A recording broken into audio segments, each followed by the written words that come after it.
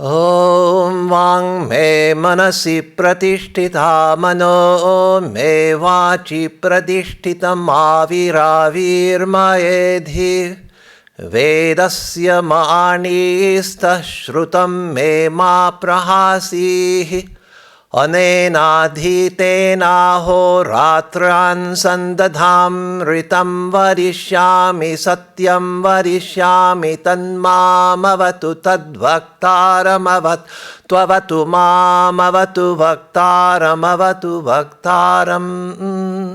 Om Shanti Shanti Shanti.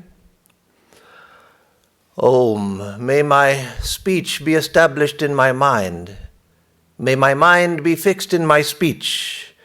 O self-manifested truth, do thou manifest thyself unto me. O mind and speech, may you be fit to reveal unto me the highest knowledge. Without forgetting that which I have learnt, may I be able to learn day and night. I speak that which is right. I speak that which is true. May that protect me. May it protect my preceptor. May it protect me. May it protect my preceptor. Om, peace, peace, peace be unto us all.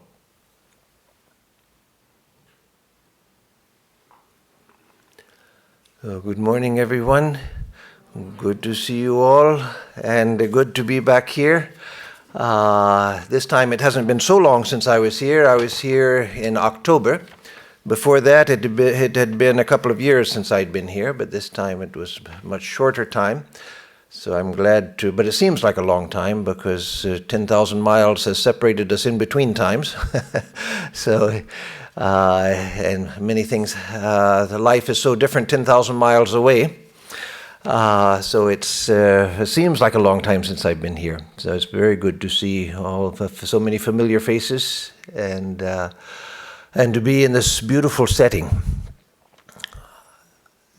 As you have seen, my topic for today is spiritual talk. And that gives me a broad leeway to speak on whatever I like.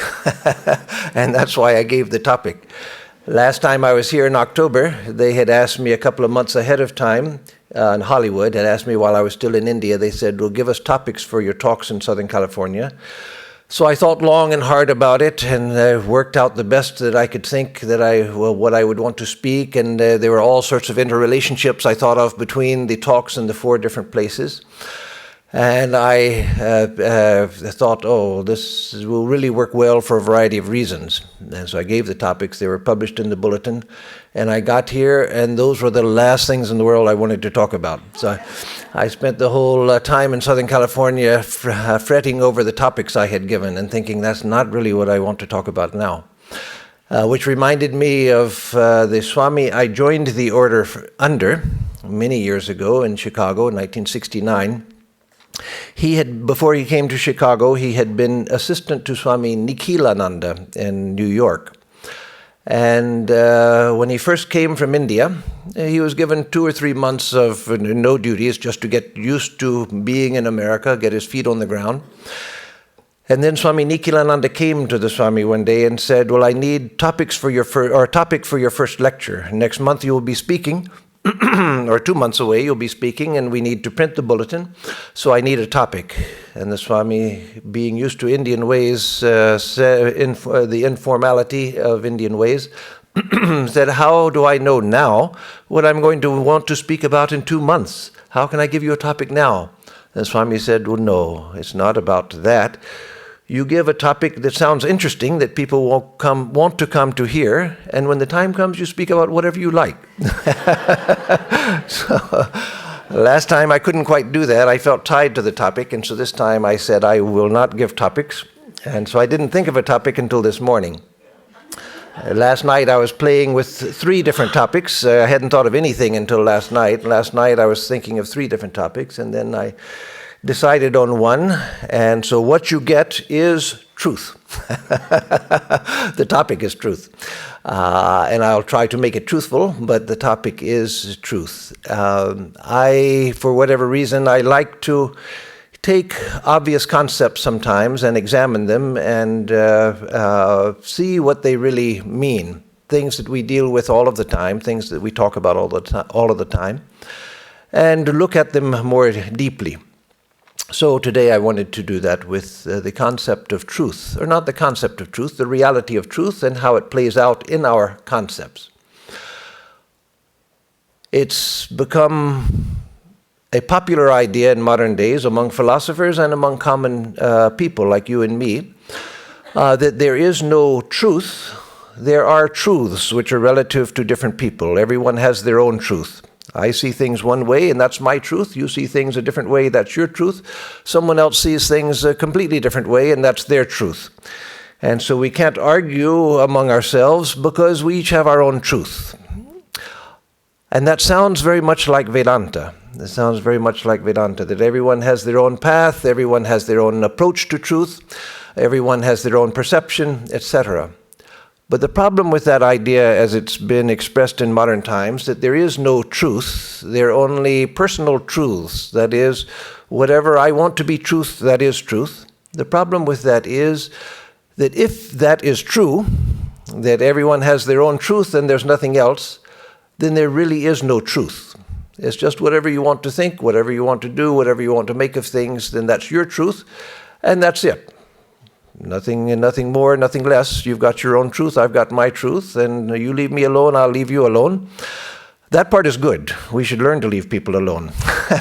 that I appreciate. But it ends with the fact that there really is no truth. It's just whatever you make up, then there you are.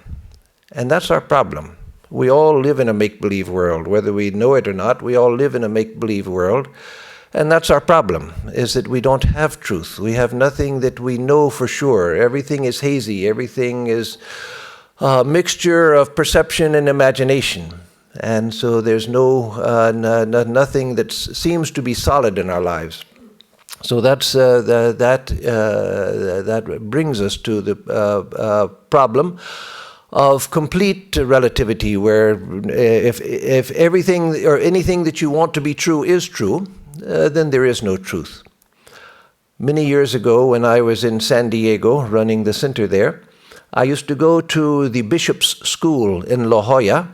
It was an Episcopal private school, a parochial school, run by the Episcopal Church, and I would be invited to come and participate in an all-day program on multiculturalism. And it was a good program, a good idea, a good program that they had. And one year I went, and I was one of three speakers. Another speaker was an Episcopal priest, and another speaker was an activist. And I knew the activist. I'd never met the Episcopal priest, and both were very nice people. And so as we began to get into the day, we each were given, at one point, we were given a time to present our ideas on the topic. And so the priest began to say that we have to accept everyone's truth. That everyone has their own truth, and we have to accept that, we have to respect it. And so far, so good. He began to develop that, and as we got into it, it began to be, or as he got into it, it became obvious that what he meant was that everyone's truth is sacrosanct. And so one of the students raised his hand and said, well, what about someone like Hitler? He had his own truth. And so the priest said, oh, yes, you can't criticize. He had his own truth. He had his own way of seeing things. You can't criticize. That was his way of seeing things. And so then the whole meeting blew up in pandemonium because no one was willing to accept that. And so that's another problem. If everyone has their own truth, and if everyone's truth is sacrosanct, then you're left with contradictions like that. What do you do in the face of someone who is out to harm innocent people? What do you do in the face of someone who is dictatorial? What do you do in the face of someone who is abusive? That's his truth. Can't do anything. You got your truth, he's got his truth. Well, no, that leaves us in a type of, a type of moral relativism, which is obviously destructive. So in Vedanta, we don't say that there is no truth, they're just personal truths. There is a truth that is seen in many, many different ways, in an infinite number of ways. In Vedanta also about morality, we say that yes, that morality is relative to the person, but there is a universal running through the relative moralities of each one of us. There are universals which tie it to a common universal morality, not laws of do's and don'ts, but the fact that if I hurt others, that's going to come back to me. If I do good to others, that's going to come back to me also, though I shouldn't think of it in a selfish sense, that I'm going to do good because it's going to come back to me, but it's a fact of experience.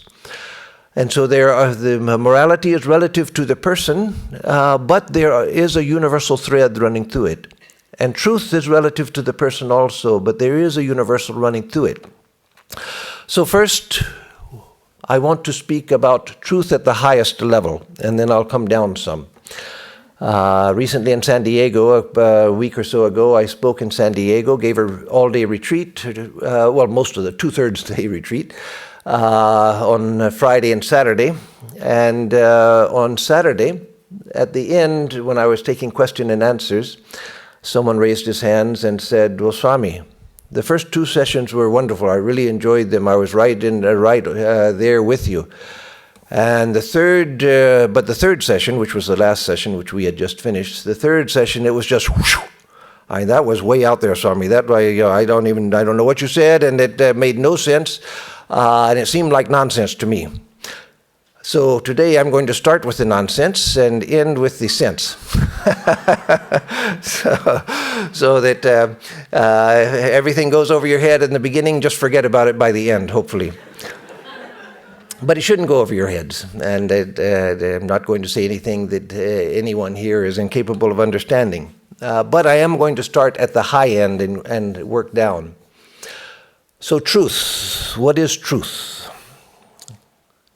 We often have, again, we all have, not often, we all have many ideas about the truth and what it means. And many of us have ideas of truth which are rather austere and somewhat frightening, filled with moral judgment and guilt and all sorts of things. The truth in the Vedantic tradition, there are various names for it, but the most common word for truth is satyam, satyam, S-A-T-Y-A-M, satyam. In fact, the national motto for India is taken from the Mundaka Upanishad, which is Satyameva Jayate. Truth alone conquers. Truth alone conquers. The whole saying from the Mundaka is Satyameva Jayate non-ritam.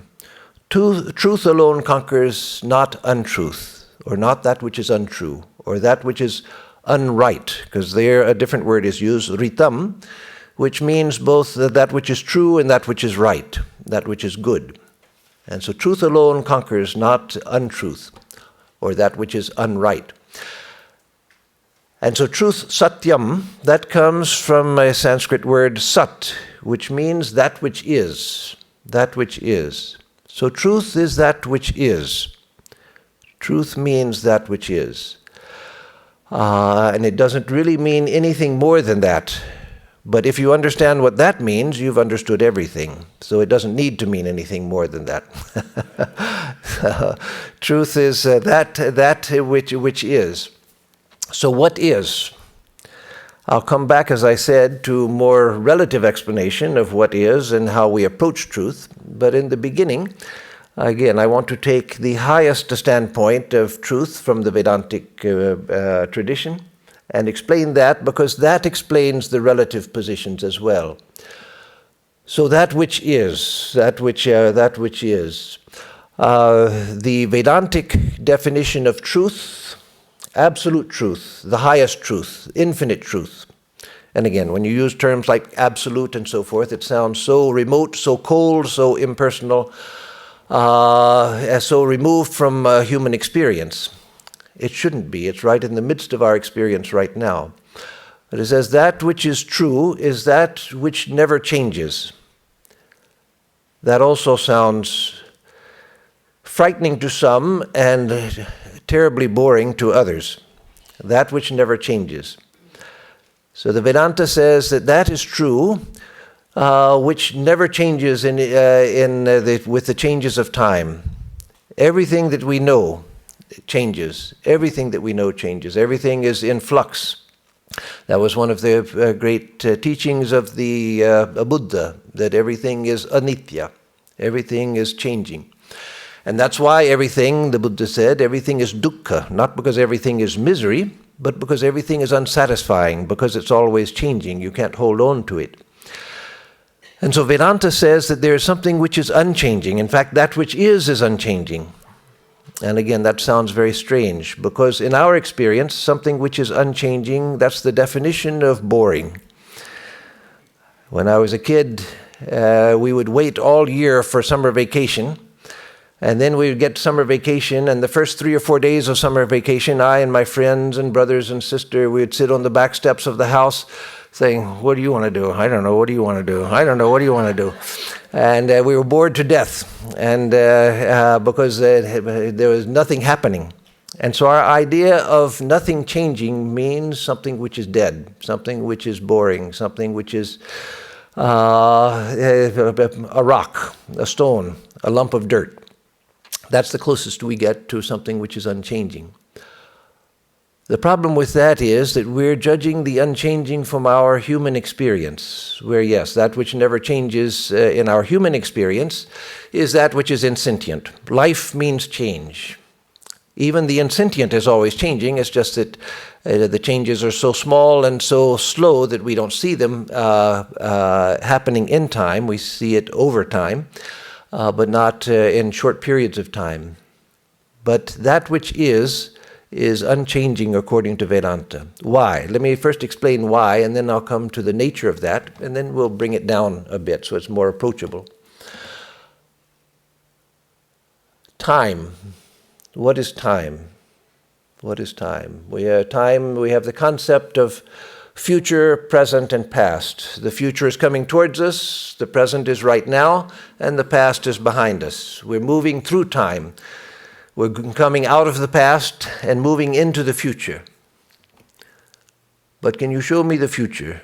Can you show me anywhere? In any level of experience, can you show the future? Can you show me the past? If you take me to a museum and say, "Well, Swami, here's the past, it's been put in the museum." No, the past is right now. The museum is showing you something right now. It's not showing you the past. If you think of the future, what's going to happen tomorrow, then when are you thinking of it? You're thinking of it right now. You can't get out of the now because there's nothing else. We have the idea of time being a moment going from the future into the present and into the past. But there's no future and there's no past at all. You can never, ever point to the future or past. If you say, well, people like Nostradamus, he could see into the future. Where did he see the future? He saw it in the now, when he was there. He didn't see a future out there somewhere that was coming towards him. No, in the moment of time in which he existed, he saw what we think of as what was to come. But he saw it right then and right at that time, which was the now, the same now that we have now. And so our idea of time is based on a falsehood. It's not even true to our experience. It's based on a conceptual formulation that the mind spins out in order to explain our experience. The same can be done with space, but I won't do it with space. That's a little more difficult. Time is hard enough, but if you think about it, you'll see that the whole concept of time is based on a falsehood. It's based on a false, something which is not even true to our experience. And so Vedanta says that which did not exist and then comes into existence and then goes out of existence, it doesn't really exist even in the present moment. It's an appearance. It's an appearance. And again, I'll give a definition of truth which is more in consonance with our present experience in a few minutes. But first, let me develop this. We're talking about the highest truth here. That which never changes. That which didn't exist in the past, it exists now, and is not going to exist in the future, doesn't really exist even now. So that goes even for planetary systems, galaxies. They came into existence in time, they appear for maybe billions of years, and then they disappear. But if they came into existence and go out of existence, then they never really existed during their period of apparent existence, according to this definition. Again, there's a reason why this definition is given. They're not denying your present experience. They're saying that that which is absolutely true, that which is really true, is outside of the changes of time. And that's why it's not boring, and that's why it's not dead. Because it has nothing to do with our concept of time. It's not temporal. Many people, including great humorists like Mark Twain and others, have criticized the usual idea we have of eternal life. We go and sit on a cloud and play the violin. If you ever really think about going and sitting on a cloud and playing a violin for eternity, which means in duration, for billions of years, you're going to get so sick of that violin. And the problem is that you have to listen to everybody else playing the violin also. So if you want something scary, that's scary. Or if you think of heaven as an eternal family reunion. Now that, for a little while, yeah, it'll be good to see grandma, see grandpa, and everything. But if you're stuck with your relatives for an eternity, with no escape, then that also is rather frightening. And so our ideas of eternity are based on this idea of time, duration, that lasting forever. But true eternity, and that which is real, that which is true, that doesn't endure through time. It's that which is right now, which is outside of the very concept of time, which is infinite as it is.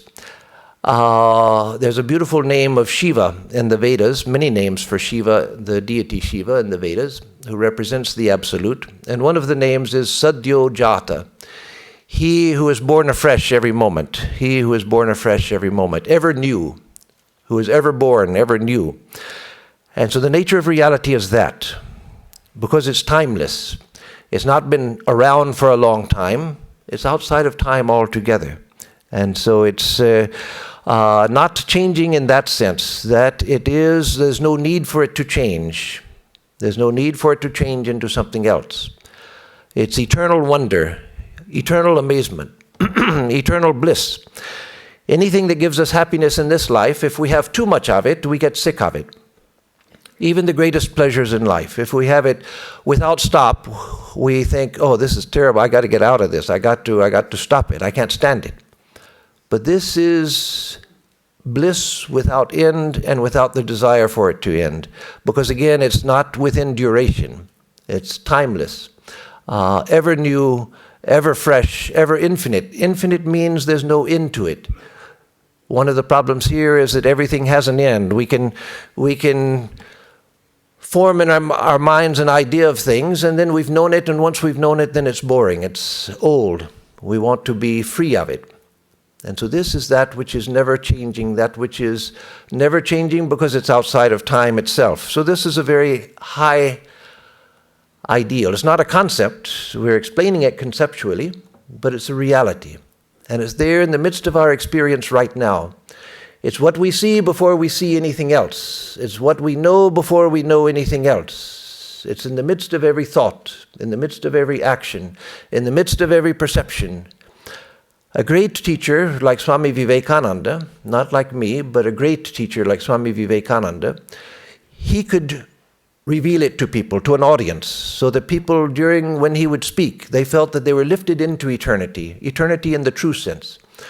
Once at Belur Mutt, our headquarters, the headquarters of the Ramakrishna order where I live nowadays, he was talking to his disciples. This was around 1901.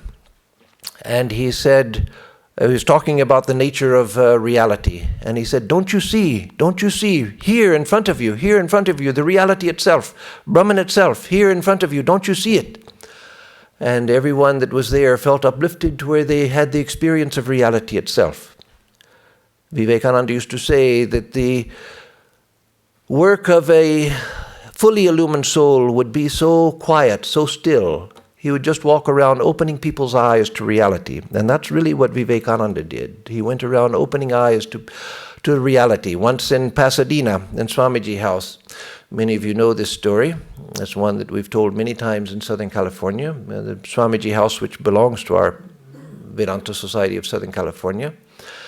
Swamiji was staying with the Mead sisters, and he was walking downstairs when Helen Mead Wyckoff, who later became known as Sister Lolita, the greenhouse in Hollywood is her old house that she gave for the center many years later.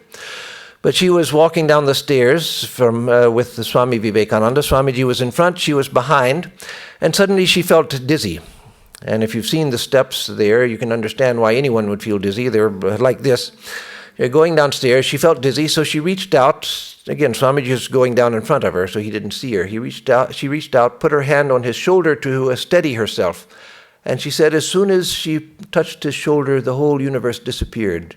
The whole universe disappeared. Everything, her own identity disappeared into an ocean of indescribable, what is called light, but it's not light as we know it. It's not a thing. It's not anything that can be described. The whole universe disappeared, and there was infinite knowledge, infinite love, infinite bliss, infinite reality. And she said that she was in that state for a long time before she came back. She said, from that moment, Swami Vivekananda was God to me. From that moment, he was God, because he revealed that which was real. So this reality has two faces, the personal and the impersonal. The impersonal is the way that I've been describing it, because that's the more easy to describe in philosophical language, in a universal language of philosophy. That which is reality itself. And those who seek that reality, they're not seeking a relationship with it. They seek to realize identity with that reality, that I am that reality. I am that reality, that infinite reality, which is the source of everything here. And that's why it said one seeks to become one with everything. One seeks to become one with everything by identifying of which all of this is an expression. And then one becomes one with everything. That is our true self. That's who we are. When I say I am, that's where that sense of I am comes from. The I am within each one of us. There's only one I am, and that I am which I am is the I am which you are as well. And so you don't lose anything by identification with that reality. You gain everything. You realize who you actually are. And so that is that which is unchanging again in this non-temporal sense. And that is the impersonal reality. That's the self. That's what is called Brahman. But that also is God, what we call God. Those who understand better, like more, the idea of God rather than the impersonal reality. It's the same reality, but that is God the Beloved. And for one who comes close to God, as one comes close to God, one begins to feel that I'm approaching that infinite unchanging ocean. An ocean that we don't want to change in time. It's that which is outside of time and that which is therefore completely free, utterly and infinitely free, infinitely blissful because it's outside of the destruction of time. And so when we come to God, we come to God who is that infinite ocean, but in relationship. The God of love. Love is what? Love is the approach to unity. Love is the seeking of unity. Love is the expression or the recognition of unity. It may start with the seeking of unity, but real love is the recognition of unity. The recognition of unity. And that is who God is, that unitary being who is all love, who is the very foundation of our being, and with whom we are one. And so the devotee thinks usually not so much in philosophical language, but more in poetic language. That I lie in the lap of the eternal mother. I lie in the lap of the mother and look into her eternal face, which is all beauty, all love, all compassion. A look which one can hold for eternity, through all eternity, because of its beauty, its wonder, its magnificence.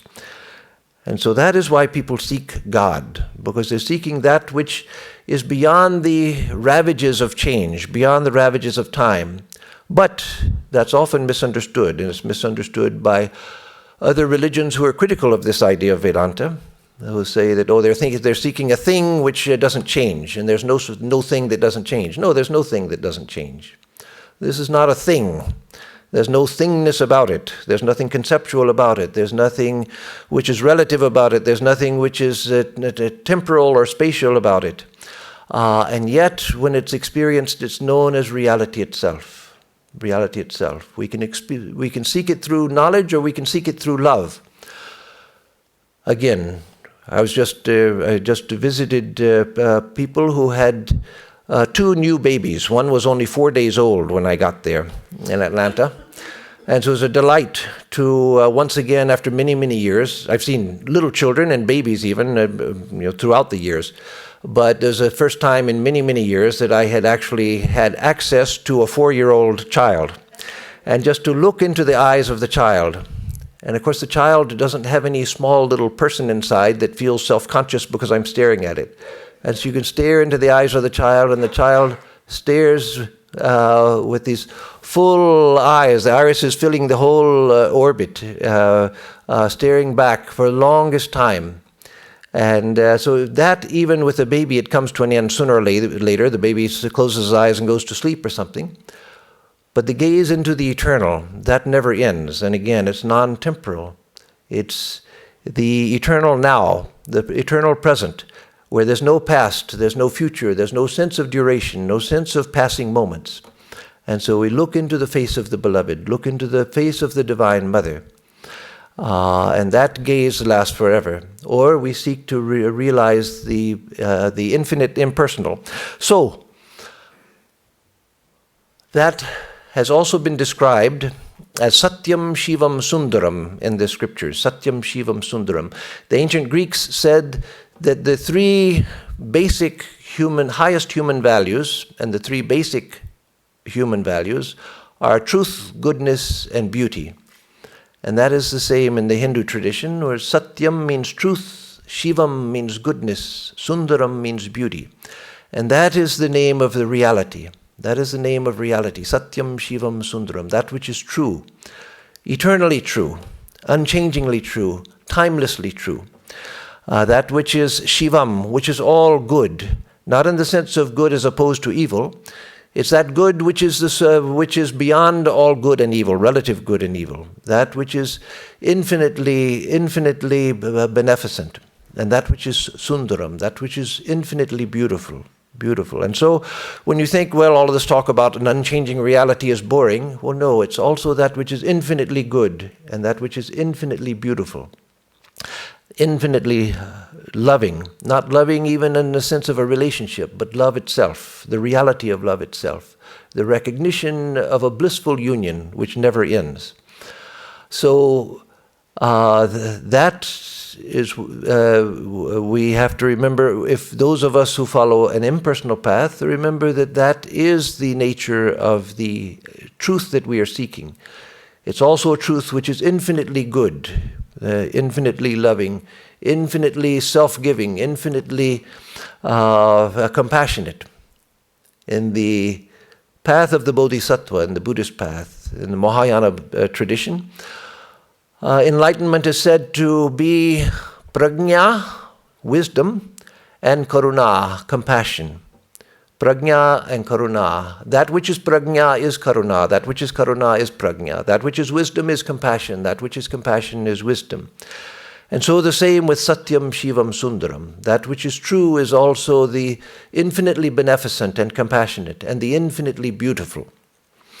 So, Swami Vivekananda gave a more pragmatic definition of truth as well.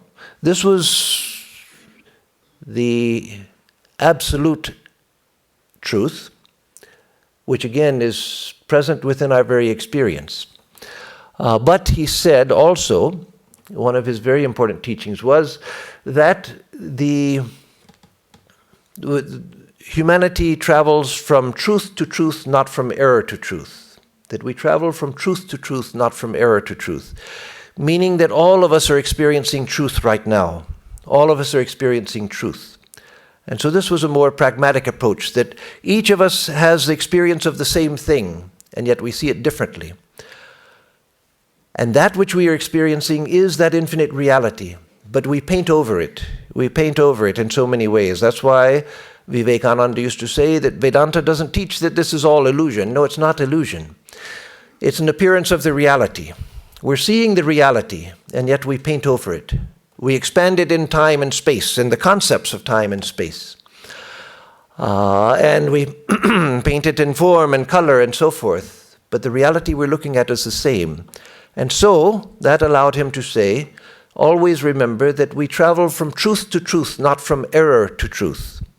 Everyone is seeing truth. Everyone. That means that everyone is a teacher. Everyone is speaking of the truth.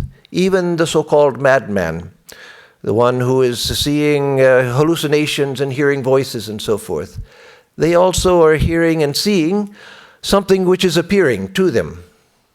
We say it's illusion because it doesn't stand the test of duration. It's just within his own mind and so forth. It doesn't stand tests that we can give to it, and so we call it illusion. But he also, or she also, is seeing something. And there's a reason why they're seeing it, and that also is a painting of the infinite. As I've said many times, I may not be a Marxist, and yet I can learn a great deal from Marx, because he had a very brilliant mind, educated mind, and he looked at the world's situation and analyzed it. I may not agree with all of his conclusions, and yet from his standpoint he was seeing a truth and giving expression to it. I may not be a Freudian. I disagree with some of his presuppositions about human nature, but Freud had a brilliant mind. He looked at the human condition, analyzed it, and tried to explain what he was seeing. And so his explanation also is one way of looking at the world. And so I can learn from him as well. I can learn from the man on Skid Row. I can learn from the man on death row. I can learn from everyone in the world, because everyone is seeing the truth in their own way. Now that sounds again like, well, everyone has their own personal truth and there is no real truth. But no, that's not the same thing at all, because in and through all of those perceptions, there is the eternal truth, the eternal truth. Swami Vivekananda said that he was convinced that even the child's babbling, the baby's babbling, was an effort to express the highest truth. Every one of us is trying to express the highest truth. Every one of us is trying to see the highest truth in our own ways. We may not have any interest in philosophy, no interest in religion, no interest in helping others. We may be very bad people, trying out to harm people, cheat people. And yet, we also are trying to see the truth and trying to express the truth. It's just that we're doing it in a very extremely limited way. In time, life after life, we'll learn how to do it better and better until we can do it, until we actually perceive the truth. Then we'll find that the actual truth, the real truth, is like wearing glasses. I've used this example many times, and then the example happened to me just the other day. I've often said that if you wear glasses, you look through the glasses to see everything else. But after a while, you forget you're wearing glasses, and you see everything else, but you don't see the glasses. And the truth is like that. That is who we are, and that's the first thing that we know, the first thing that we see. That's everything is seen in, through, and by that, and yet we don't see that itself. All of our visions of the world, all of the things that we see are seen in, through, and by that, but we don't see that itself, like the glasses. The other day, just the day before, I had used that example to an audience, and then I was giving a lecture in San Diego, a retreat, and I got to the podium and realized, I forgot my glasses. So I called someone, no, it was in Hollywood. I called someone up to the podium and said, could you go to get my glasses? Then suddenly I noticed the rim here. I thought, okay, it's happened to me too. So yes, that happens to us if we wear glasses. Sometimes we forget we're wearing them. And so we've forgotten who we are. We've forgotten the eternal truth, which is the very ground of our being, which is in the midst of all of our experience, the one thing which can never be hidden because it's self-luminous. and it's all perfection, all beauty. And yet we look beyond it and see everything else. We don't see that which is the most obvious thing within our experience. And so that's what we want to get, whether we follow a path of devotion or follow a path of knowledge. And so everyone is seeing that in some way. Our experience itself is founded in that, whatever our experience might be. So we're all seeing the same things variously. Swami Vivekananda said, why are the Vedas true? Why are the Vedas true? Because I can realize the truths of the Vedas in my own life. I can prove them in my own experience. And so the proof of everything is experience. And so I have my experience now, and it seems very real to me, but a time will come when I'll see that, well, no, this way of looking at things that I have now is dependent on my own self-understanding and my own degree of spiritual evolution. As I change, the world itself changes. Not that the world is changing, but a new world becomes revealed, because as I change, I begin to see deeper and deeper into reality. Another example I've used many times is that of Copernican astronomy. There was Ptolemaic astronomy, Ptolemy, the ancient astronomer, who said that the earth is at the center of the universe and the heavens rotate around the earth. That's one way of looking at it. That's one way of looking at the universe. And you can even calculate the movements of the heavens in those terms, but it's extremely complicated to do. And to compute and predict the movements of the planets and the stars, thinking that the earth is stationary and everything moves around it, yes, you can do it, but it's very, very complicated. Then Copernicus said, well, no, the sun is at the center of the solar system, and at least the planets move around the sun. Suddenly, the movements of the planets became easy to figure, easy to calculate. It was easy to understand. Why is that more true than the Ptolemaic astronomy?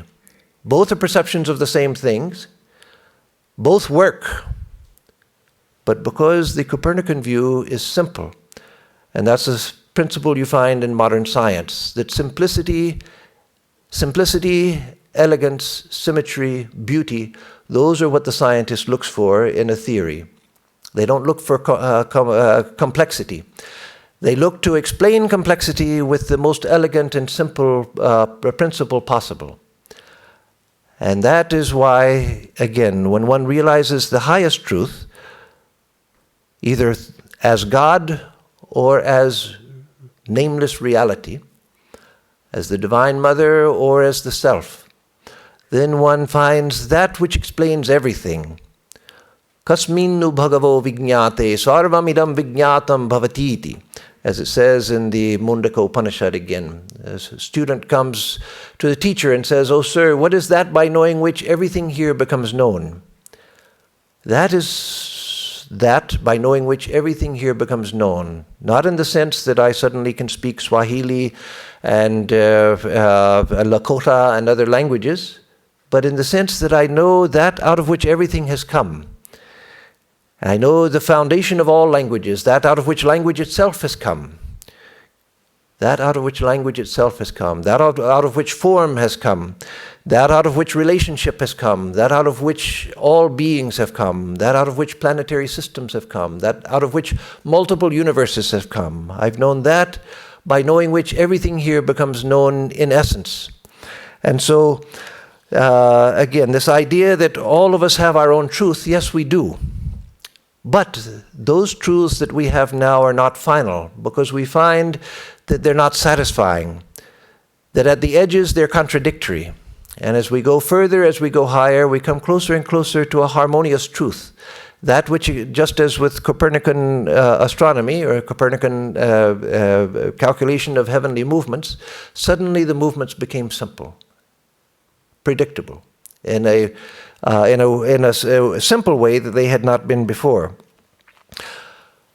So Vivekananda said once here in California, Northern California, he said that in my country, that is in India, people go down on their knees before someone who knows the Vedas. But that's not Vedanta. With Vedanta, all knowledge is sacred. that the knowledge of physics also is sacred knowledge. And so that also is pointing to this, that everything that we see, all of our perceptions are perceptions of the perception of the highest truth. It's just that we're not seeing it for what it is in itself. We're painting it, but we're painting it poorly. We're painting the same thing, just as a young child with a coloring book, they can't stay within the lines. And so we're not staying within the lines also. We're doing all sorts of fantastical paintings, but eventually we seek, because of dissatisfaction, that which the Buddha said was dukkha.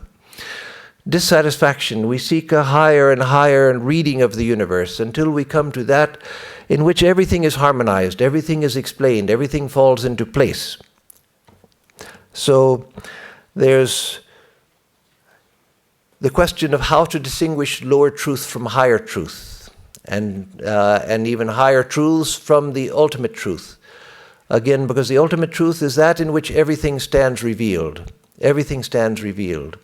One who attains to that, those who have attained it, have for thousands of years affirmed that one who attains to that knows the secret of everything, the heart of everything, the reality of everything. And in that, everything stands explained. And how do you go beyond the infinite? Not the infinites of mathematics, like the infinite set of integers. The infinite set of integers is not infinite, it just goes on forever. But it doesn't include fractions. And so how it's not infinite, it's limited by fractions and other things that are outside of integers. The infinite set of all numbers, all rational and irrational numbers, that also is not infinite, it's bounded to numbers. It doesn't include other things. But this is the infinite, which is the true infinite, that which is unbounded by anything within time and space, and out of which everything has come. And so we distinguish lower truth from higher truth, from that which is more harmonious, that which brings us more satisfaction, lasting satisfaction, that which brings more understanding. And so as we go from level to level of experience, we find, yes, I go from truth to truth, but from lower truth to higher truth. And yet our journey doesn't end until we can find that. But even those of us who are on a spiritual path, like those of us who are here, who have not attained to the highest, as we approach the divine, through the self or through God, we begin to get a feeling of that which is eternal, that which doesn't change. We begin to feel a steadiness, an internal inviolability. We begin to feel that, as has been said comically, but we feel it seriously, that wherever I go, there I am. Yes, we feel that I don't go anywhere. This body may travel in relationship to many other things, but I am where I always was throughout eternity and where I always will be. If we begin to get that sense, then we're not afraid of anything. We can stand in the face of the destruction of everything that we know, including our own bodies and minds, and say, I go nowhere. I am the eternal light which illumines everything.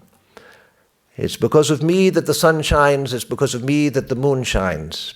Not in an egotistical sense, but in a sense that can be said for everyone and everything, any conscious existence.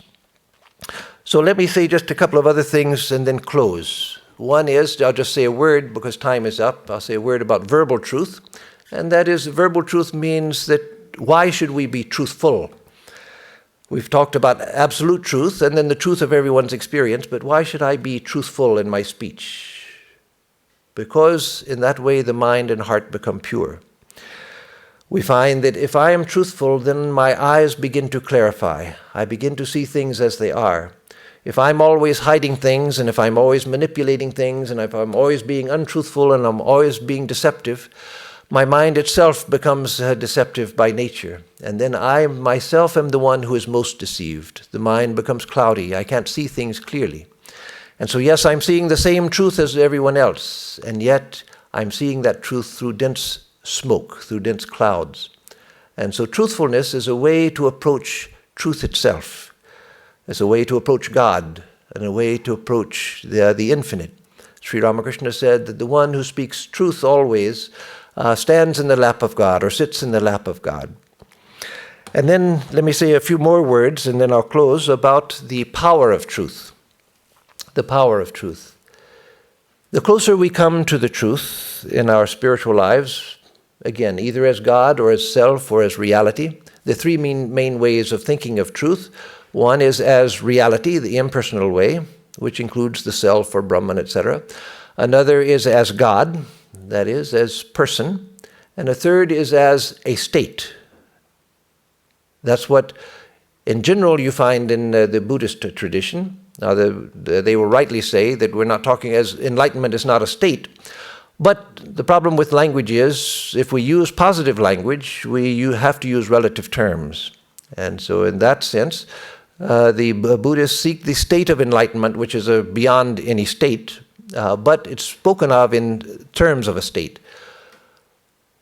Reality in the Vedantic sense is not reality. There are no words that go there. There's nothing that can describe it. And yet if we speak of it positively, it's reality. And the same with God. If you realize God, God doesn't have a name tag that says God. You realize that loving reality, which is beyond all names and all forms. So if we begin to come close to truth in any of those ways, then we begin to feel again that inviolability, and then we begin to feel an inner power, not a power over others, but again a fearlessness, a strength that will hold us in the face of all dangers in the world, all disasters in the world. And that's something that the world needs more now than ever before.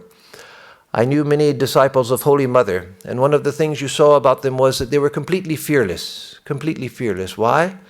Because the Holy Mother had told them, always remember that you have a mother. And that mother was the infinite reality itself, the Divine Mother, who is the infinite reality. Always remember that you have a mother. So these Swamis that I knew, and it was true of the lay people also, but I knew many Swamis that were her disciples. They knew that my mother is the infinite itself. There's nothing whatsoever that can touch me. Nothing whatsoever. So we begin to get what is called soul power. We begin to get soul power and fearlessness. And when we have that, then we can speak truth to power also. If we don't have that, speaking truth to power is often just hateful speech and angry speech and so forth.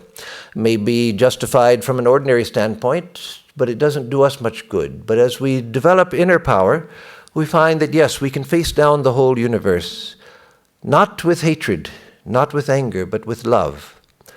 We can stand before a cannon, we can stand before a tank and say, no, this is not true, this is not right. I will stand here. Yes, you can run over me with a tank, you can kill this body, but you can't kill me. So you get to that type of power, soul power, which is really able to speak truth to power. And that also is necessary now in a way that has never been necessary. And I'm not speaking about particular political situations, but all over the world, people feel that now more than ever the world is becoming insane. There seems to be an insanity grasping, or an insanity pervading the whole world. Everywhere you find that the things seem to be going wrong. And so now more than ever we need truth. We need to be able to stand on truth. Swami Vivekananda said that what we need are 100 men and women who can stand out in the street and say, I have nothing but God. I have nothing but God. Fearless. Fearless of power, fearless of anything, able to stand on the truth. And that's what we need. Nowadays, there are many people who are moved to activism, and that's good. There are many things that can be done which are good, many things we can dedicate ourselves to which are good. But we have first to remember that let me develop love for all, because no one is different from me. No one is a stranger, as Holy Mother said. No one is a stranger.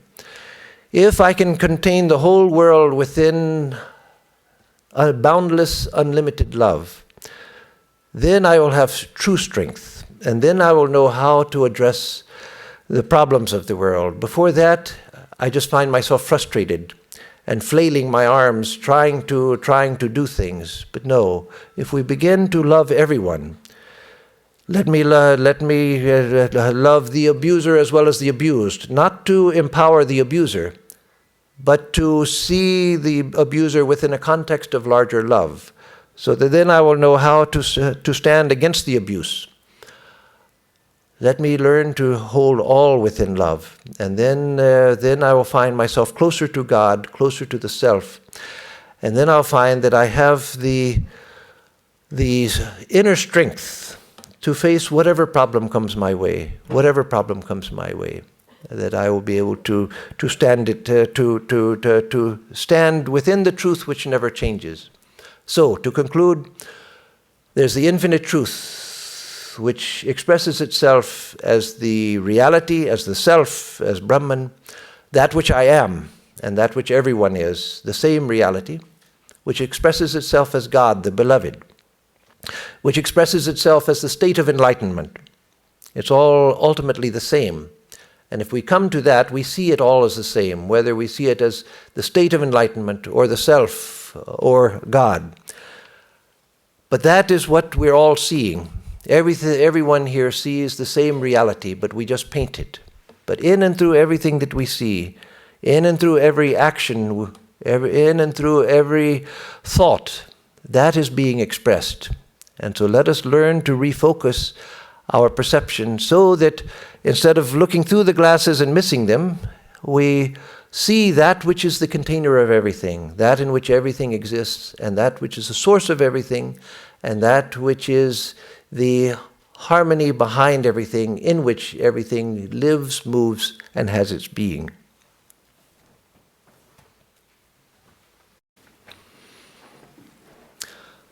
Om Dyo Shanti Antariksham Shanti Prithvi Shanti Apa Shanti Oshadhaya Shanti Vanaspataya Shanti Vishwe Deva Shanti Brahma Shanti Sarvam Shanti Shantireva Shantihi Sama Shantiredhi Om Shanti Shanti Shanti.